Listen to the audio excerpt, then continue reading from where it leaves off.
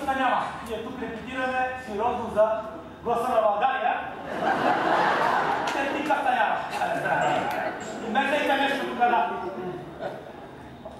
Обаче за теб, Павличо, имам аз една загадка. Кажи ми, синко, какво е той? Бастун. Бастун е на майки ти сина. Той, сине, си ти. Шапка на тояк. И за той, Павличо, е време да те ожени. Добре, тате, щом си решил, че трябва да се оженя, съм готов за твоя воля и ако трябва 10 пъти. 10 пъти да не си петъл по 10-та ми! Думай направо, де, стига си мъчил момчето. Ти да мълчи, дало!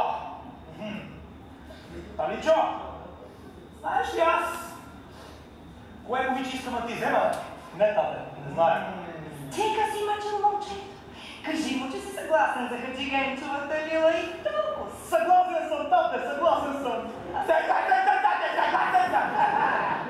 Ама тате не е съгласен. Не. Ще ти взема аз на теб Минка Остека.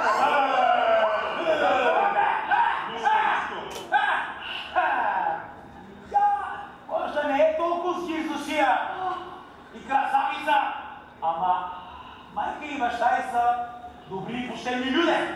Не са като с богопродавец Хаджигенчо. Тате, хората говорят от завист. Той може да е зъл и лаком, но е учен и почтен човек. Синко, и те помагиосват този нечестивец. Така ли се води на баща, аз съм прекрасивен нага. А ти чуваш ли за какво говориш? Хората ще започнат да ни сочат с пръст. Ние едно момиче няма да ви пристане. Охо, за този богопродавец не искам да чувам повече и половин дума. Стига си кълчал момчето. Дело, да мълчиш, че сега ли ще ти каже всичко за твоя Хаджигенчо. Але то не е за казане, ма пъмнете ме, уважаш ме, и му уважаш.